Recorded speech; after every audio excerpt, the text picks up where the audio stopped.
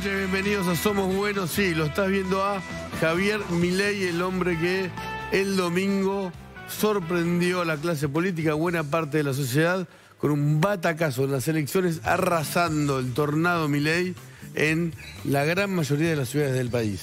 ¿Qué tal, Nico? Bueno, estamos con el hombre más votado en la República Argentina. Como dijo Nico, un batacazo. Le vamos a preguntar de todo, porque las últimas veces que vino Milei a este estudio era candidato, para muchos un candidato mediático. Los encuestadores se equivocaron, Nico. Decían entre 15 y 20 puntos. Milei sacó 30 puntos. No solo fue el más votado, sino que para muchos se encamina como mínimo al balotaje en octubre, con lo cual las preguntas son muchas y variadas. ¿Se arrepentirá de haber hecho determinadas propuestas, Milei? Le vamos a preguntar una por una lo que vos querés saber. ¿Qué va a pasar con el dólar? ¿Qué va a hacer con los proyectos más polémicos que anunció ahora que está más cerca de la presidencia? Te digo, como nunca, amigos, gente que conozco, gente que no conozco tanto, me llenaron el celular a preguntarle esto a Milei, preguntarle esto a Milei, preguntarle esto a Milei. Y además vamos a hablar de la vida privada de Milei, cosas que no sabemos de Milei, que también a veces se dicen cosas que no son exactas. Le vamos a preguntar punto por punto cómo vive, por sus perros, que le dedicó el triunfo a sus perros, Nico. Llamó la atención. Queremos hablar de los perros de Milei, entre otras cosas, en una Argentina que arde, que está en crisis, con rumores de todo tipo, porque el dólar está en 730 pesos el blue. La Argentina amaneció el lunes con una devaluación. Se está trasladando a precios de manera drástica, diría yo, Nico. Imparable. Imparable. ¿Ganó Milei el domingo? Perdón. Sí. El lunes a la mañana el gobierno hizo lo que no quería hacer y lo que ocultaba hacer. Devaluación del 20% del dólar oficial. Eso se trasladó, obviamente, al dólar blue. Hoy se conoció el precio de la inflación, 7,3%. Se supone que va a 6,3%, perdón. 6,3%, es más alta que la del mes pasado, que había estado en 6%. Pero atención, Nico, porque este 6,3% va a quedar en la nada muy pronto, porque la inflación de agosto, después de la devaluación que hubo el lunes, ya están hablando de subas del 12, del 14% para agosto. Me confundí el 7,3 porque el dólar blue está 730. ¿Qué pasa en el gobierno? Hay versiones de todo tipo. Recién hubo una conferencia de prensa en el Palacio de Hacienda para anunciar quién es el nuevo líder del control de precios. Se llama Guillermo Michel, es el jefe de la aduana. Tombolini, que es el secretario de Comercio Interior, lo va a acompañar. Pero las versiones en la CIT, en el empresariado, en la política, es que Sergio Massa, después de viajar el martes al FMI, donde conseguiría parte del préstamo que necesita el gobierno para llegar a diciembre, dejaría, y lo decimos en potencial, el Ministerio de Economía, no con trauma, no tirando la renuncia por la cabeza, sino dejando a un sucesor para ser solamente ministro, precandidato o candidato ya en la campaña presidencial. ¿Se puede ser ministro y al mismo tiempo candidato? El lunes se demostró que tal vez no, ¿no? Hay una pregunta que estamos haciendo, es ¿dónde está Massa? ¿Por qué hacemos esta pregunta? El lunes el ministro de Economía ordenó una devaluación y no se presentó en ninguna conferencia de prensa, no dio entrevistas. El martes tampoco, hoy pasó todo el día y ahora, en este momento, todavía están los ministerios, el Ministerio de Economía, con muchos funcionarios dando explicaciones, tomando decisiones, y Massa no se presenta en la conferencia de prensa. No. Vamos a seguir dando, Nico, información. Esto es, como siempre, terremoto. En Somos Buenos, información. En los círculos de poder se preguntan lo que decía Nico antes, si Massa puede seguir siendo ministro. Y voy a dar una primera respuesta, Nico. Yo te iba a interrumpir, pero dale. Guzmán se fue con el dólar a 238 pesos. Un año después, con la asunción de Massa, está en 730. Se fue con una inflación del 70% interanual. Hoy la inflación está en 116%, casi 120%, y sigue subiendo. Massa sigue siendo ministro, entre otras cosas porque es candidato, porque el gobierno, empezando por Cristina Fernández de Kirchner, tomó la decisión de que Massa fuera ministro y candidato, con todo un cuestionamiento sobre si eso era o no una estrategia acertada. Está en silencio Cristina Kirchner, la Cámpora también. Devaluación del 20%. Devaluación del 20%. Primera pregunta para Milei. Muchas gracias por venir primero. Por favor. Ya nos acercamos. Gracias. ¿Qué tal, Milei? ¿Cómo vamos? ¿Vas a tener que ¿Cómo dejar están? el Ministerio de Economía? Ya lo recibo. No sé, ese es un problema que tiene que ver con ellos. No es un problema de mi fuerza. Bueno, es su rival en las elecciones, ¿no? Uno de los rivales. Pero de vuelta, no, yo no tengo por qué meterme en eso. Pero la economía le haría mejor, le haría peor, ayudaría. Hay que ver, digamos, si él cumple su rol de gerente gestionando lo que tiene que ver la interacción con la política y la economía. Que ese es básicamente el rol del ministro. Si él puede seguir haciendo eso, puede seguir de ministro. Si él no puede hacer eso, el problema es que también se le complicaría su situación de candidato, porque en el fondo fue una forma de aglutinar las fuerzas del oficialismo. Entonces, me parece que es un equilibrio político muy delicado. A ver, yo voy a cuantificar el problema para que tengamos idea de esto. A ver, las grandes crisis en Argentina, el Rodrigazo estalló con 14 puntos de déficit fiscal en términos de PBI, en el 75. Que fue una crisis que implicó multiplicar por 6 la inflación y multiplicar por 5 la cantidad de pobres. Es decir, estaríamos hablando de una situación donde hoy sería equivalente a llevar la inflación al 900% y no podemos multiplicar por 5 la cantidad de pobres porque no da el número. Con lo cual lo que implica eso términos socialmente. El desequilibrio monetario que tenemos hoy es peor que en ese momento. Punto 1. Crisis del 81, la tablita cambiaria estalló con 11.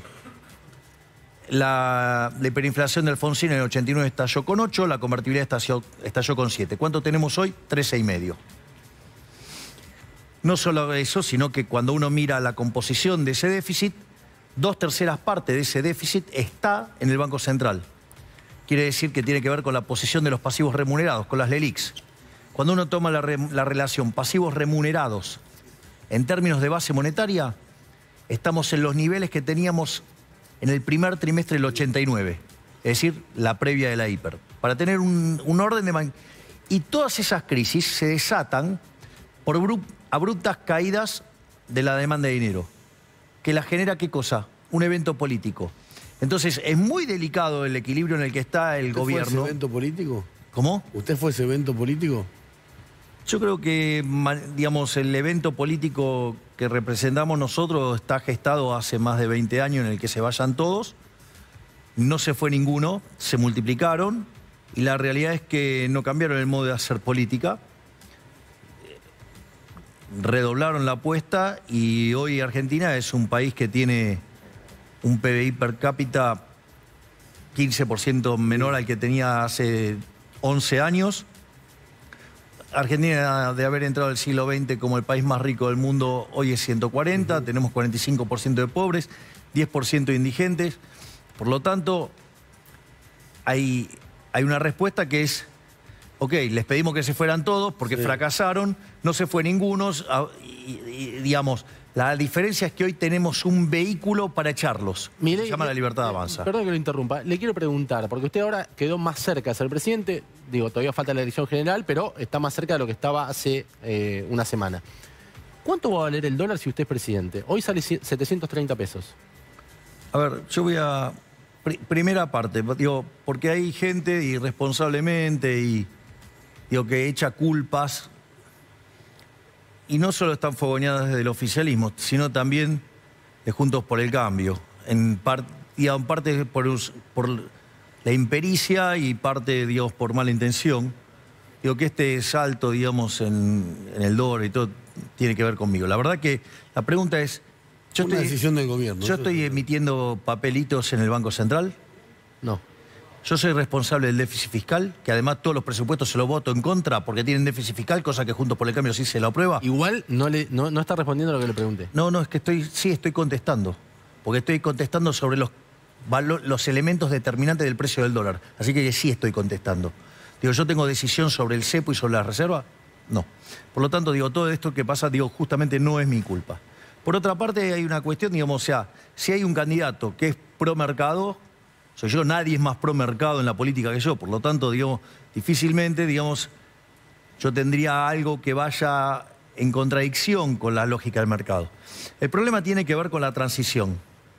La transición el oficialismo acaba de recibir un cachetazo político enorme. Evidentemente que está a las puertas de terminarse el kirchnerismo. Nosotros hemos demostrado que somos un vehículo idóneo para terminar con el kirchnerismo, y esa situación plantea una incertidumbre sobre lo que es este momento hasta el 10 de diciembre, y en esa transición, dada la debilidad política del gobierno, puede estallar una crisis monumental. Que dicho sea de paso, en ¿Una caso... crisis monumental qué significa?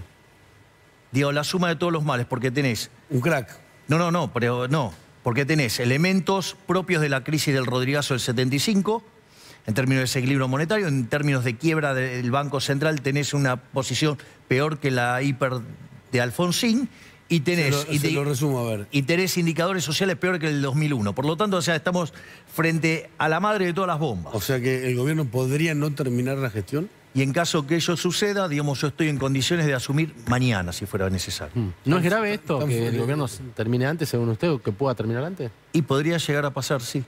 Aunque si se llegue precipita una crisis política que haga que se derrumbe la demanda de dinero, la crisis está a la vuelta de la esquina. Aunque llegue la plata del FMI. Bueno, ese es un mecanismo por el cual, digamos, se esterilizan fondos, que es increíble, ¿no? Se gastan un montón de plata para esterilizar pesos. ¿Y por qué no, digamos, usamos todo el endeudamiento directamente para eliminar el Banco Central y se acabó el problema de la inflación? Bueno, esa es su propuesta. Ahora, para asumir mañana tendría que ganar las elecciones, ¿no? Bueno, digo, lo que estoy diciendo es que yo estoy en condiciones de asumir. Es decir, obviamente, digo, falta, digamos, ir a las elecciones. Pero, de hecho, nosotros con los números que hemos sacado, si contemplamos que nos han robado por lo menos 5 puntos, digamos, nosotros estábamos a las... ¿Cómo que le robaron? ¿Quién le robó 5 puntos? Digamos, tanto del oficialismo como Juntos por el Cambio nos robaron votos, obvio. ¿Les robaron votos? Sí, claro, y nos hicieron las trampas de las boletas. De hecho, algunos fiscales nuestros, por defender las boletas y defender los votos, digamos, se los llevaron presos. Ajá. Ahora, ¿eso va a estar mejor preparado? Y bueno, vamos a hacer un upgrade de esto, porque dada como vienen las cosas, y si nosotros mejoramos la fiscalización, estamos en condiciones de ganar en primera vuelta. ¿En primera vuelta? Sí. ¿Con acuerdo con Bullrich o no? No, a ver, Juntos por el Cambio es inviable. Es decir, porque tiene un grupo que va para un lado y un grupo que va para el otro. Es decir, esto fue lo que hizo fracasar al gobierno de Macri. Macri tenía las ideas correctas, quería ir en la dirección correcta. Entonces, por ejemplo, Carrió le puso el ministro de Economía, que se llamó ministro de Hacienda. ¿Qué hizo? Le afectó la velocidad, por ejemplo. Cada vez que tenían que sacar cosas que eran fundamentales en las reformas para avanzar, digamos, el radicalismo, la coalición cívica y hasta una parte del PRO, digamos, le jugaba en contra.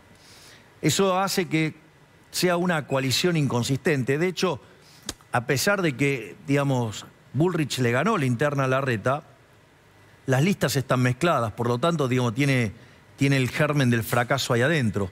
Y no solo eso, sino que además los votantes de Larreta se parecen más a los de Massa que a los de Bullrich. Entonces, ojo cuando hacen las cuentas son las que sacó cada candidato. Entonces, claro, nosotros sacamos 30, Bullrich sacó 17 y Grabois sacó 21. Le quiero preguntar, en general, cuando los gobiernos cambian, se produce un periodo... Quiero aclarar que Bullrich salió tercera. Se produce un... No. Digamos, porque esos votos no son sumables. Es decir, esa suma... Es más, te diría que es más fácil que Massa retenga los votos de Grabois a que Bullrich pueda retener los de Larreta. Le quiero preguntar, en general, cuando cambian los gobiernos, el presidente que es electo se reúne con el que está o con su equipo. Este gobierno tiene la anomalía de que la persona más importante es Cristina. ¿Usted se sentaría con ella a hablar de una transición si le tocara ganar? No. ¿Y con Alberto Fernández? Tampoco. Pero la democracia no necesita, es una transición, no es que está haciendo una alianza. No importa, Dios, yo tengo claro lo que tengo que hacer. No necesito de los que han fracasado. Estos también fracasaron todos, ¿eh? Digo, llevan años fracasando. 34 años, 40 años, 30 años, todos fracasando. Bueno, sería más sano, ¿no? Si hay por lo menos un encuentro. No, yo no veo por qué, digamos, ustedes quieren forzar que yo me tenga que sentar con delincuentes. Se lo estoy preguntando, no. Ok, digamos, esa insistencia de querer que, digamos, yo no me siento con delincuentes. Y mucho menos con los que le arruinaron la vida a los argentinos. Es decir, Argentina fracasa como consecuencia de un sistema político que lleva a la ruina y que los únicos que se favorecen son los políticos. Entonces, digo, acá, digamos, ya van a tener que cambiar y no tienen los intereses. O sea, te diría que el eje central del problema argentino es que la solución está en manos del problema. ¿Por qué? Porque los políticos son el problema en sí mismo y tiene que ver con una incompatibilidad de incentivos, porque hacer las reformas que requiere para que Argentina salga adelante va en contra de los intereses de los políticos. Fíjate que yo ya ni siquiera hablo de un cambio de 180 grados, hablo de uno de 540 grados. ¿Por qué? 540 grados. Porque es una vuelta completa para sacar a los políticos y las reformas. ¿Cómo empieza ese cambio si le toca, insisto, tiene una primera medida que diga, bueno, yo llego y... Reforma del Estado. Arrancamos con la reforma del Estado. La reforma del Estado va a estar destinada a bajar el gasto público, a reducir impuestos y a desregular en el plano fiscal. En lo que tiene que ver con el plano monetario, nosotros vamos a avanzar hacia la eliminación del Banco Central. Digamos que lo más probable... Una vez que se apruebe la ley, podría tardar entre 9 y 24 meses, que es lo que tardó el caso de Ecuador. O el caso... o el caso de El Salvador, que tardó... Pero ojo, porque en Ecuador... Esto es importante para tener idea cuánto tiempo demanda. En Ecuador lo quisieron hacer obligatorio y que a los 3 meses todos cambiaran los billetes. No lo pudieron hacer. Terminaron tardando en hacer esa operación 9 meses. Lo explico por qué. Porque el billete más grande de la Argentina hoy no compra $3. ¿Qué quiere decir? Que tenemos billetes, digamos, que los pesos son muy chiquititos y que en general todos tenemos muchos... compra 2. Tenemos mucho Franklin, por decirlo de alguna manera. Entonces tenemos una cuestión operativa de cambiar los billetes grandes por los billetes chicos. Eso en Ecuador, aun cuando tenía una situación parecida como la Argentina y querían llevarse puesto, digamos, al Banco Central, tardó 9 meses. ¿Ahora están los dólares? Sí, ahora lo explico. Y por otro lado vos tenés la situación que tiene que ver como fue en El Salvador. En El Salvador se le dio la opción a la gente que vaya cambiando los colonos por los dólares, al ritmo que quisieran. Y eso es... Levantaría el cepo. Tardaron 20... Sí, pero para levantar el cepo tenés que arreglar el problema de las LELIQs. Que esa situación, digo, que no la explica la señora Bullrich, que dice que va a abrir el cepo el primer día y el cambio de portafolio... ¿Usted cuándo lo abre el cepo? Cuando limpiamos el problema de las LELIQs. Entonces, que es... Pero como los economistas Juntos por el Cambio parecen ignorar la lógica de los stocks y mirar el balance del Banco Central, parece que... Pero eso no lo para que la gente que está viendo... pero quiero por esto. En el caso de El Salvador, tardó 24 meses. Lo que diseñó Emilio Campo, que a mí me parece genial, es que se plantea como en el caso de El Salvador, que la gente lo va cambiando los pesos por dólares cuando se le da la gana, y una vez que se convierte 2/3 de la base monetaria, es como una suerte de referéndum y se cambia a todos y listo. Yo entiendo que usted tiene conocimientos técnicos, entre 9 y 24 meses. Me gustaría, porque no sé cuántas preguntas, Nico. 2 años habría pesos, digamos. Dólares. Entre 9 meses y 24 meses. O sea, en 24 meses usted dice que la gente va a ir al chino y compra con dólares. Compra en dólares, cobra su sueldo en dólares. Digo, anda a Ecuador, anda a Panamá. Funciona así. Anda, digamos, a... ¿Y cuánto va a valer ese dólar? Que era lo que le preguntaba antes. Siempre es el precio de mercado. O sea, más o menos, si fuera hoy... No, si fuera hoy, 7.30. Siempre es al valor de mercado. No es nada como dijeron los brutos de Juntos por el Cambio, que era 5.000 a 10.000. No, es al precio de mercado. La operación se hace al precio de mercado. Ahora se desconoce cuál va a ser.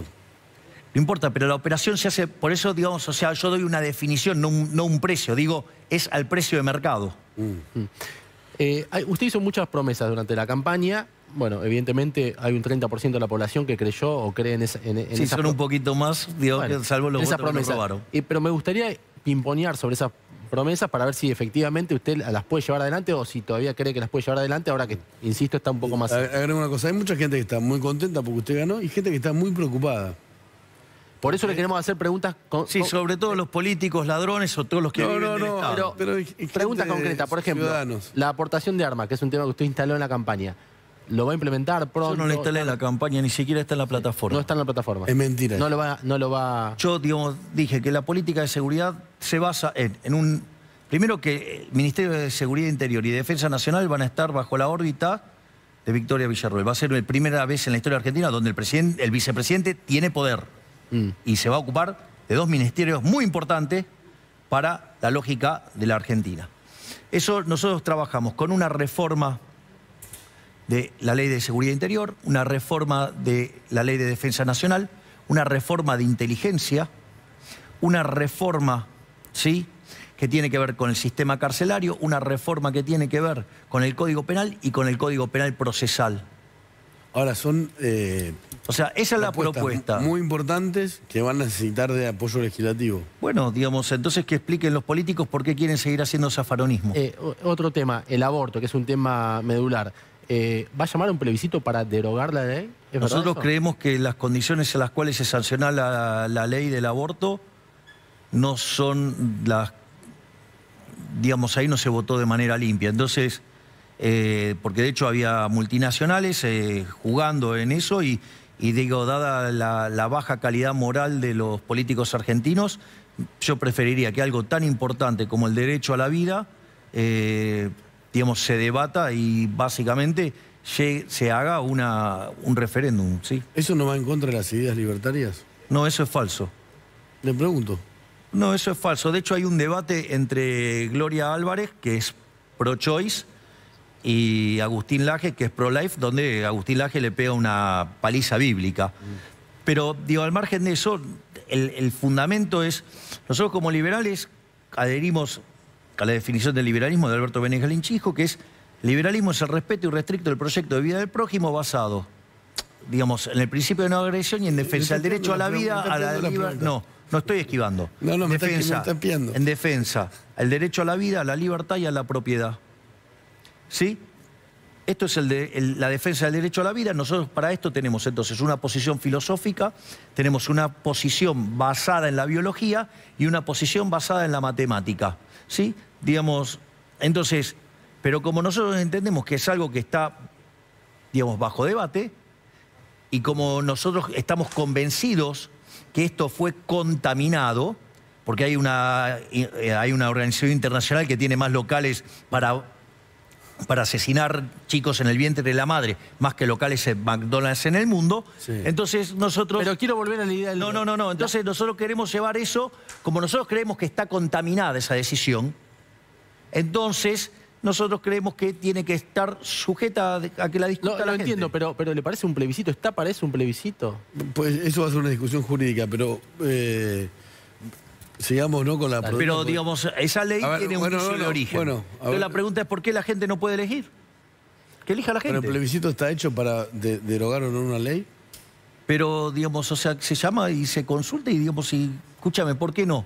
¿Por qué, digo, por qué tengo que aceptar que, digamos, se esté asesinando inocentes? Pero a ver, fue una ley votada por el Congreso de la Nación. No, sí, fue votada en el Congreso de la Nación de manera irregular. Yo no creo que se haya votado de manera regular. Porque los lobbies estaban jugando, digamos, una parada muy fuerte y poniendo un montón de plata. La Iglesia Católica también va a hacer lobby si se vota de nuevo. A mí lo que diga la Iglesia Católica, digamos, o sea, no es un referente, digamos, en términos de hacer la política económica. Dicen un montón de cosas que le... No, pero el aborto estoy diciendo. Pero, digo, así como no me afecta para, digamos, en cómo pienso la propiedad privada, no me afecta en ninguna de las cosas. O sea, yo tengo un pensamiento, digo, mi pensamiento es un pensamiento liberal. Más allá de que yo sea un creyente. Milei, créanos que le estamos preguntando estas cosas, primero porque nos interesa a nosotros, pero sobre todo porque recibimos miles de preguntas sobre esto. Por ejemplo, el tema de educación.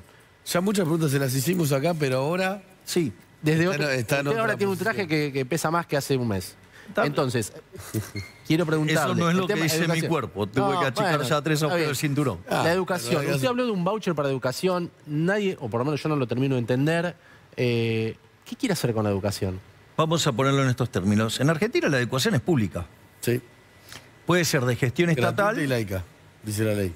Puede ser de gestión estatal... Nada es gratis. Ahí está la trampa. Bueno, dice nada es gratis. Alguien lo tiene que pagar. El Estado. Bueno, pero el Estado... ¿Y cómo se financia el Estado? Con impuestos. Bueno, vamos a traer entonces, digamos, entonces lo pagamos, digamos, lo que pagamos los impuestos. Está bien. Bueno, sí, pero eso dice no me diga que quiere eliminar la educación pública. Hay mucha gente que... A ver, explicar cómo se financia quiere decir que quiero eliminar. No, por eso se lo pregunto. ¿Por qué caemos en esas falacias? Se lo pregunto, es una pregunta. Bueno, pero eso es una falacia. Y eso es ¿sabés que es un razonamiento inválido? Que ensucia. ¿Ok? Es un razonamiento inválido que ensucia. ¿Está claro? Entonces, digamos, no hagamos trampa. No hagamos trampa, eso es trampa. ¿Ok? Entonces, déjame explicar y yo explico. Bueno, cómo no. Entonces, si me dejas explicar, se va a entender. Por eso, si no, es que no entendés. ¿Ok? Explíquelo. Ahora, entonces, eso tiene que ser financiado. Sí, digamos, o sea, si vos querés tener educación, digamos, tenés distintas formas de financiarlo. Lo que nosotros decimos es que si vos decidiste tener educación, la sociedad decidió tener educación y por ende querés tener asegurado que vas a educarte, o sea, tenés que pagarlo, es seguro. De alguna forma se paga con los impuestos. Ahora, el tema es cómo vos lo financiás. Vos una cosa que podés hacer es darle un subsidio a la oferta.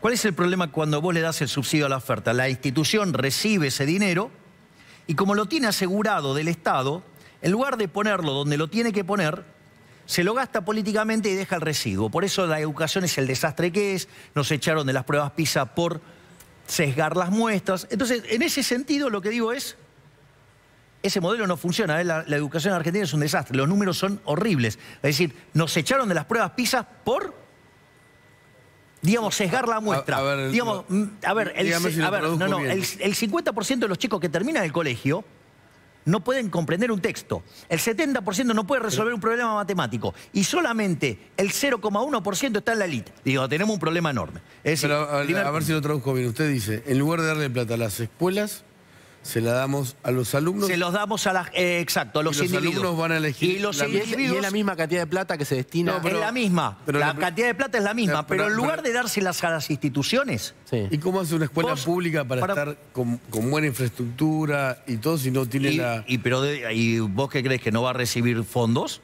Sí, está bien. O sea, los fondos le van a venir de aquellos alumnos que decidan participar de ese colegio. Pero entonces, si no le llegan los fondos de los alumnos, no va a poder presentarse como... Bueno, aquellos que no brinden un buen servicio quebrarán. Es que las escuelas hoy en la Argentina están bastante... Bueno, porque justamente, si fue a votar, está metida la mano del Estado. Entonces, con este mecanismo lo que uno crea es un mecanismo de competencia. Entonces, aquellas instituciones que lo hagan mejor van a tener mucha afluencia digamos, de alumnos. Y es más, las que quiebren, digamos, probablemente pasen a manos de los que tienen expansión y es un modelo que genera un círculo virtuoso de cada vez mejor calidad educativa. A ver, yo digo, esto lo trabajé con un empresario que es el que montó este sistema en Suecia, que básicamente son 40 colegios y tiene 25.000 alumnos. La educación en Suecia es buena. Ahora, los que están en este sistema son los mejores en ciencia, los mejores en inglés y los mejores en matemática. Y están en los mayores niveles de las pruebas PISA. Entonces, la pregunta es, ¿por qué no les gusta la competencia? No, yo no entiendo si las escuelas... Pero digo, lo que digo, a ver, vos en este momento, yo no sé cuánto estamos midiendo, pero estamos compitiendo contra otro programa, ¿sí? Y digamos, o sea, vos estás compitiendo. Entonces, ¿por qué algunas instituciones tienen que competir y otras no tienen que competir? Te deterioran la calidad del servicio en favor de ladrones. Pero, ¿por qué están a favor de los ladrones? Le planteo esto. Las escuelas no están en igualdad de condiciones desde el punto de vista de infraestructura. No tienen gas, no tienen luz. Bueno, está bien, será porque, digamos, habrá... Lo que pasa es que ya hemos tenido muchos gobiernos que arrancan por la educación Por eso se lo preguntaba. Bueno, a ver, nosotros, aparte hay una cuestión de transición. Estas cosas no son instantáneas. O sea, vos le vas a dar libertad al sistema. No viene un ajuste en la educación. No hay ajuste en la educación. Okay. Es decir, lo que pasa es que ajustás a los chorros en favor de los que estudian. Es decir, entonces la pregunta es, ¿por qué quieren defender a los chorros y por qué... O sea, mejoraría las escuelas y después haría los vouchers. Digo, las mejoras de las escuelas, digamos, se puede trabajar desde infraestructura. Eso. Hablando de ajuste, Milei, le queremos mostrar algo. Es decir, pero el ajuste no va en la educación, el ajuste va sobre la política. Bueno, va a ser el primer programa de estabilización, por decirlo de alguna manera, desde el 52 en adelante, donde el ajuste cae sobre la política, no sobre la gente de bien. Mire esto que le vamos a preguntar sobre esta cuestión. ¿Está usted ahí? Turismo y deporte, afuera. Ministerio de Cultura, afuera. La reforma del Estado, sí. Ministerio de Ambiente y Desarrollo Sostenible, afuera. Ministerio de las Mujeres y Género y Diversidad, afuera. Ministerio de Obras Públicas, ¡afuera! Aunque te resistas. Bueno, a ver, este video se hizo viral, ¿no? Es Milei, el candidato que está hoy en Somos Buenos. ¿Cuántos ministerios va a eliminar? Todos menos 7. Todos menos 7. Y sumó uno que es capital humano. Nosotros vamos a trabajar con 8 ministerios.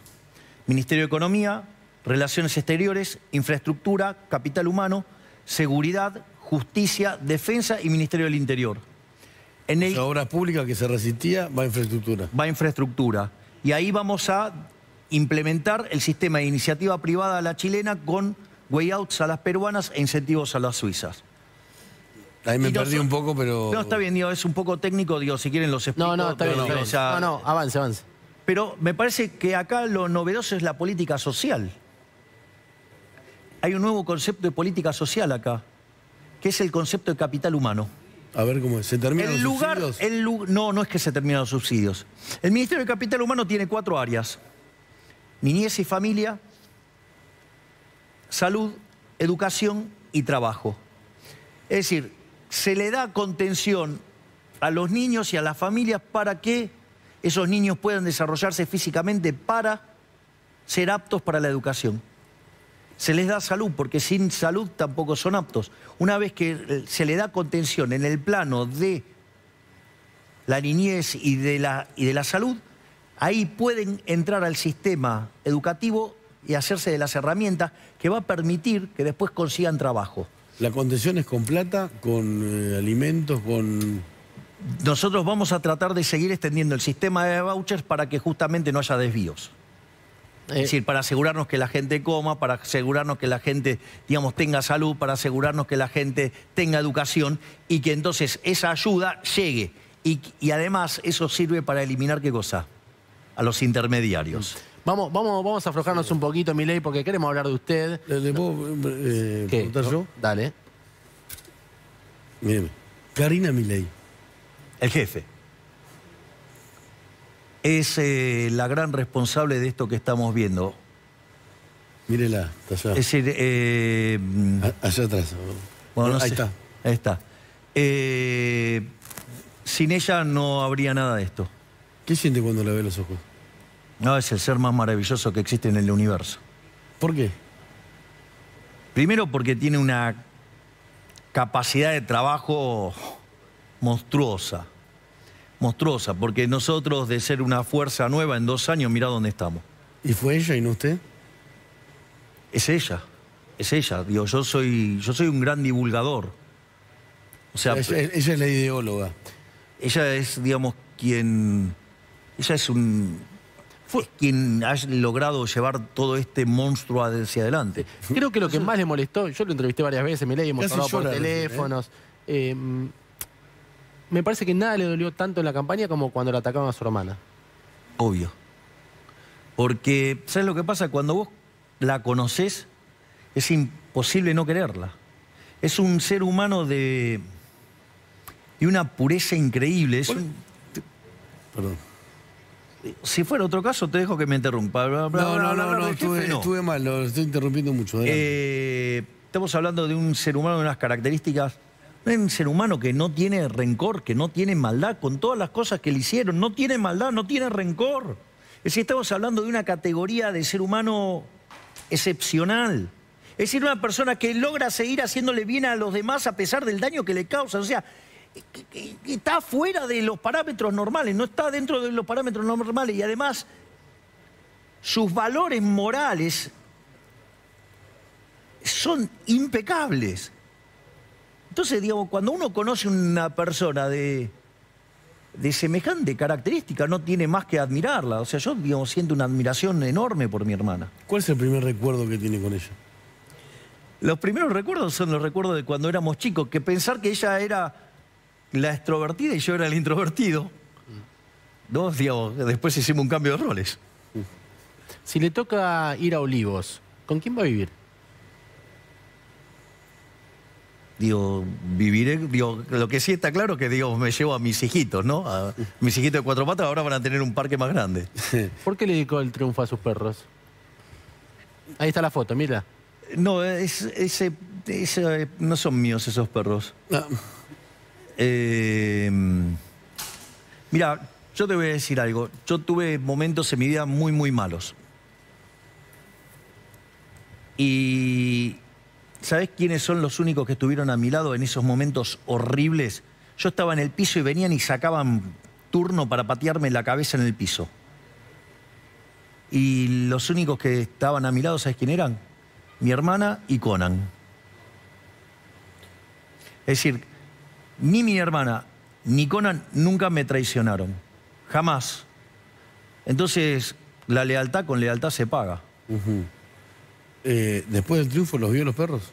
No, todavía no pude.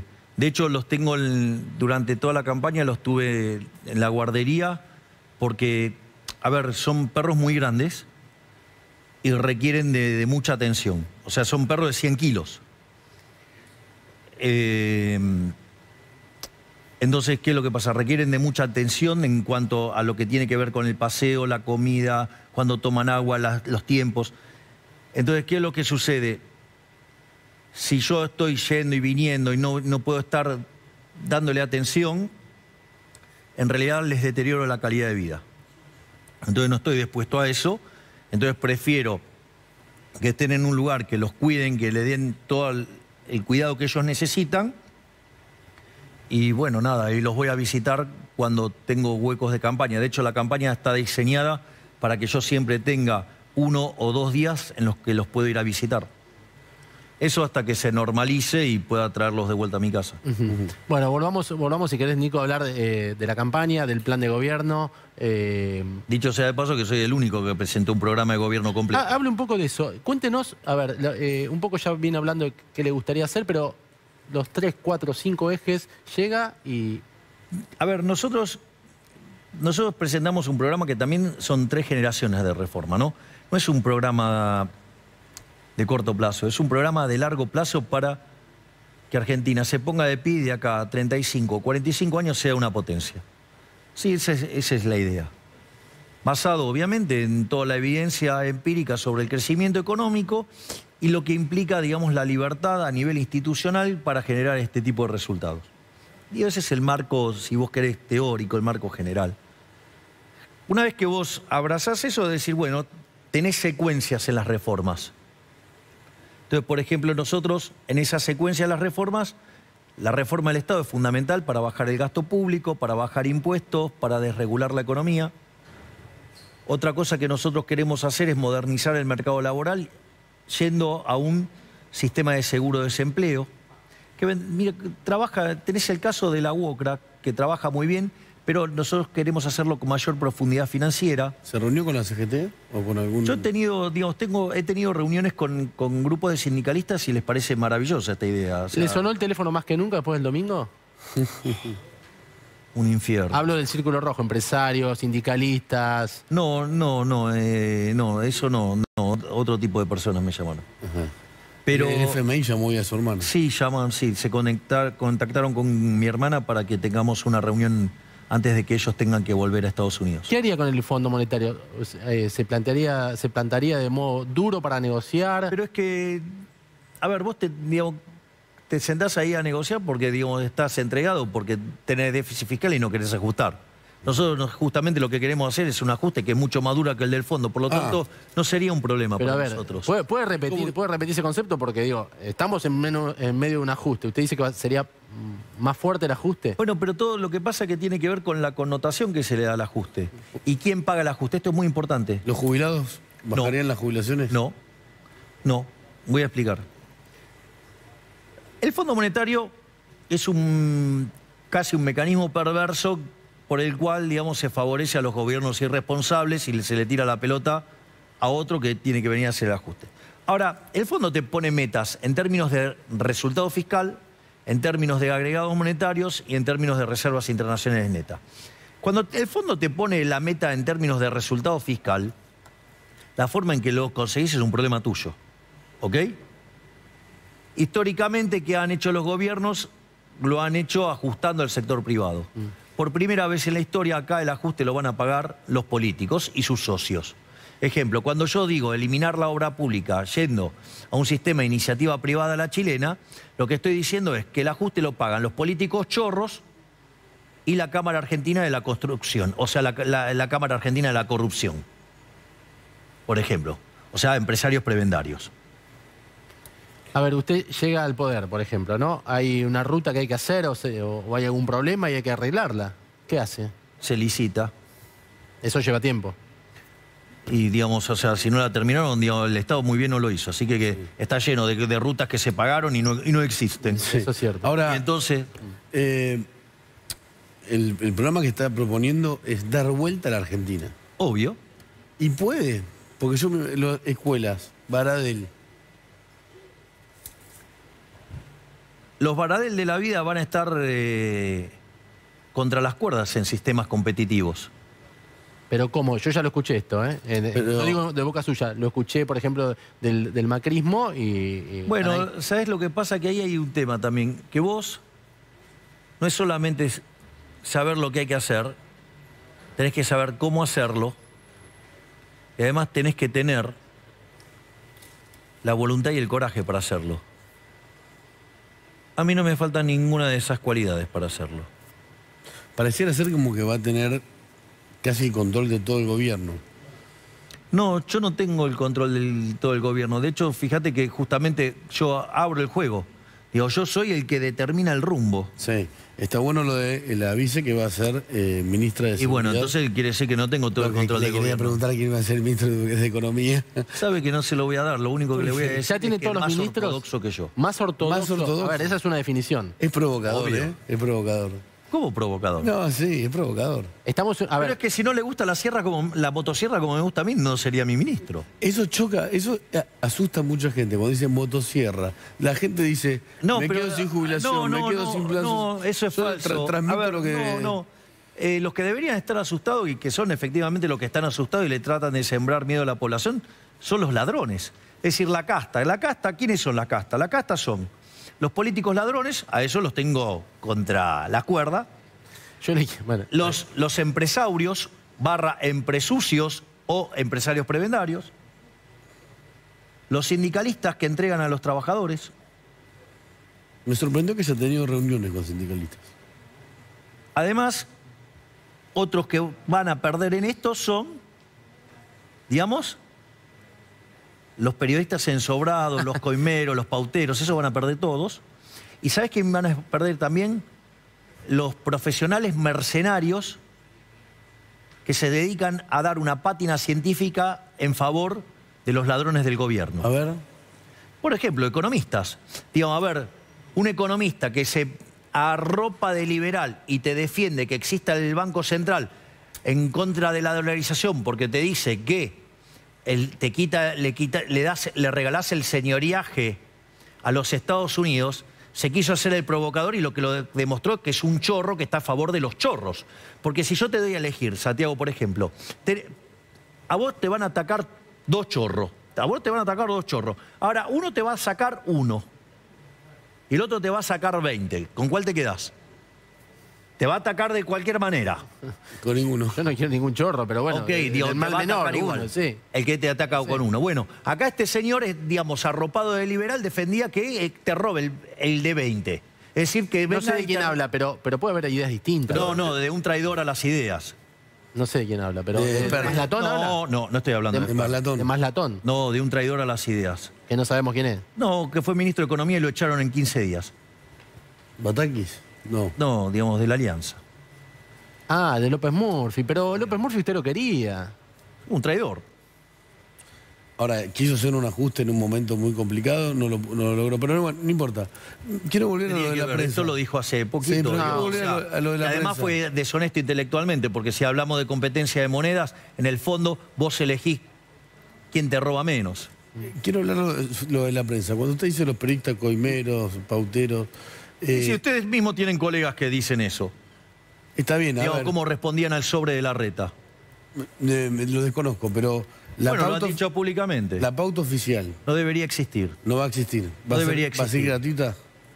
Digo, o sea, vos tenés que buscar la forma de hacer que tu negocio funcione, sin estar metiéndole la mano en el... Digo, la pregunta, yo lo voy a hacer así. Porque la pauta oficial es un mecanismo de coacción frente al libre ejercicio del periodismo. Porque si vos no respondés a lo que te dice, te lo cortan y quebrás. Entonces, No siempre funciona así. Bueno, pero medio que reciben... digo, la gran mayoría. Pero, a ver, no. La pregunta es la siguiente. La pregunta es la siguiente. ¿A vos te parece que está bien que le saques, por ejemplo, no sé, el pan de la boca a un chico del Chaco para financiar a un periodista que en realidad, más que periodista, es un mercenario que hace propaganda política. Por eso le pregunté si las ideas Digo, del que gobierno se van a difundir compitan, gratuitamente. No, a ver, compitan. acá condenamos a los empresarios corruptos, a los periodistas corruptos, a los jueces corruptos, a los políticos corruptos. Acá no vamos a defender a ningún corrupto. Pero queremos ir a la pausa y tenemos más preguntas picantes, Nico. Para Sí, tenemos Igual algún yo me tengo video. que ir a otro programa. ¿Se puede quedar 5 minutos más? Si no, no llego al otro. Tenemos un video que le va a gustar. Corte, Corte y tiene un... Gracias, Milei.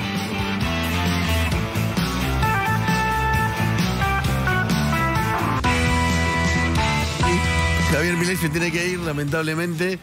Una última pregunta, ¿no, Santi? Sí, última pregunta. Bueno, dos cosas. Dijo que está en condiciones de asumir Sí. y que tiene el plan. Antes lo tienen que votar, ¿no? Obviamente. Pero Está asumir bien. mañana. Pero si nosotros ganáramos las elecciones, al otro día estamos en condiciones de asumir. Recordemos que Milei acaba de decir en este mismo programa que el gobierno puede irse antes, es lo que dijo usted. Y si se le precipita la crisis, eso podría pasar. Y nosotros tenemos que estar preparados para cualquier escenario. Lo despedimos, Milei, por supuesto, deseamos Gracias. que el gobierno termine el 10 de diciembre como Gracias. corresponde. Yo también y quiero que termine el la 10 de diciembre, economía- pero que la economía a se veces encarrile. se puede complicar. Muchas Gracias, gracias. Milei.